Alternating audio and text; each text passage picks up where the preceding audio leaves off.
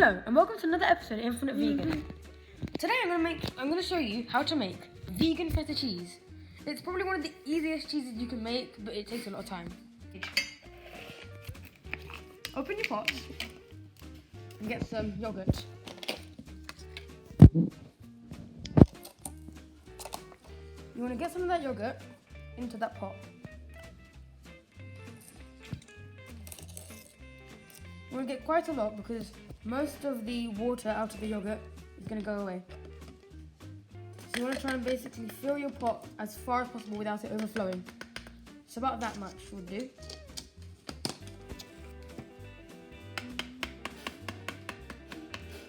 Now, little tip, shake it on the surface to flatten it out. That way you'll get an even coverage. Now get a bit of milk.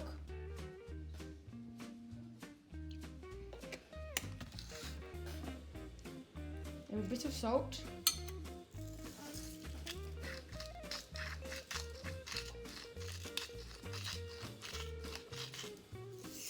And a bit of apple cider vinegar.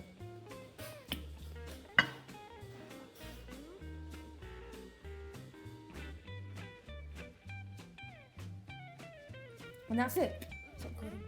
Now, you put the yogurt solution in the freezer. Make sure your tub is not going to break in the freezer. And, as you can see, I've left space for the yogurt to expand. Now put that in the freezer until the yogurt's frozen. If you want to, check halfway and then shake the yogurt again to make all the yogurt mix again. That's what I'm going to do. You don't have to do that though. When your feta cheese is completely frozen, you want to get a muslin cloth, a sieve, and a bowl. Make sure the sieve is not touching the bottom of the bowl due to the water. Now, you want to put your tub face down so that all the water can drain out of the feta cheese and the feta cheese will land on the sieve. This is the feta cheese after all the liquid is drained out. It smells quite strong, and the liquid will be under there. This is the liquid that came out the yogurt. Take the muslin cloth from under the sieve and transfer the feta cheese onto it. Now to the liquid, add some more salt. And if your apple cider vinegar was very weak, then add a bit more apple cider vinegar.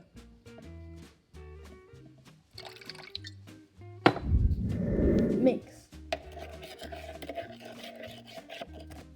When all the dissolvable salt is dissolved, the fermentation liquid is ready. Cloth with the feta cheese inside and tie a small knot so the feta cheese cannot escape. Naughty feta cheese. Drop the feta cheese into the mixture. Add some cling film or something like this Clearmate stretchy food fit bands over the bowl and leave it to ferment in a warm place out of direct sunlight, but it still has some light. I put mine in my microwave and left it for a couple of hours. After it's fermented for about 2 hours in a warm area, ferment it in an even warmer area. For about 2 hours, this closed dryer. It has a closed top, bottom and sides. It's not actually on, but we're growing plants in it and it's quite warm if you close the door, so...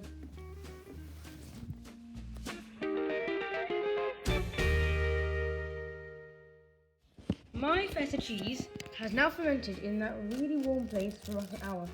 If you want a stronger feta cheese, then ferment it in the warm place for longer and the warmer place for longer. Now you have to let all the liquid from your feta drip.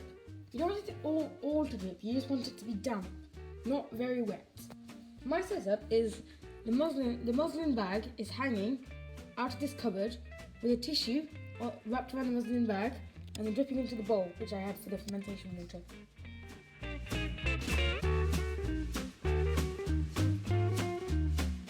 Now, I left my cheese for about an hour, and you could leave it to drip even more, but in the end, I got a dry towel, wrapped it around the top, and just squeezed the rest of the juice out. Now, it's still quite damp, and that's what you want, but you also want a firm texture to it. Now, I'm going to open up the muslin cloth to see what the feta cheese looks like. That looks quite cheesy if you ask me. It smells quite strong. Not in a bad way, but not in a good way either. But it does smell like cheese to me, or a aged cheese. Here's the final result. As you can see, it's quite firm. But, if I poke it with a spoon, it's also quite soft. It's got a unique texture, like I would say cheese. It smells like, well, yogurt. So it doesn't smell like cheese. And I'm gonna do a taste test now. Now this is a taste test. Now to show how versatile it actually is, I've made 4 versions. So I've mixed the actual feta with different things. This is lemon. This is Veta. This one will taste more cheesy. This is just a normal feta. And this one I put on some strawberries. If you use sweet yogurt, then this one will be sweeter. And this will be the option for you. I'm going to try the original first, so I can get a feel for the rest of them.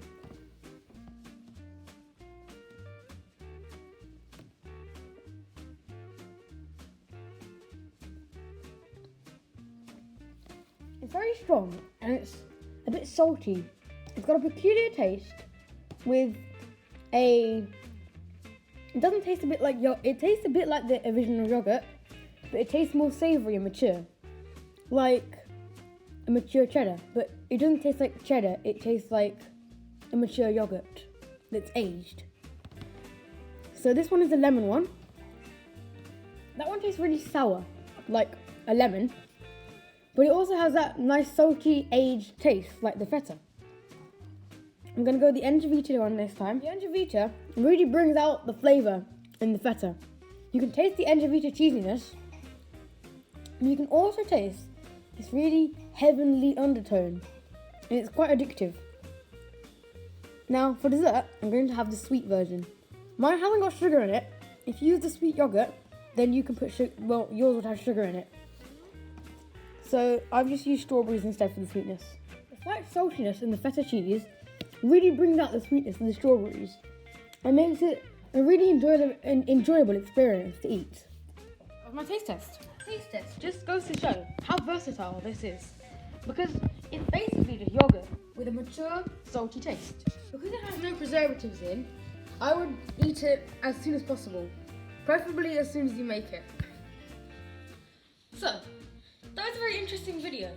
The recipe was from a non-vegan recipe book, but I veganized it, and I think it's amazing how vegan alternative products have gone so far that you can use them as substitutes to an actual real world product, and I think that's amazing. I've also done that many other times with other things. But it's amazing how someone can turn a soybean or a wheat bulb into a yogurt or a milk or many things, meat. It's amazing. So I hope you enjoyed this video and it inspired you to go out and make something. It's Infinite Vegan signing out. Stay on the vegan side of life.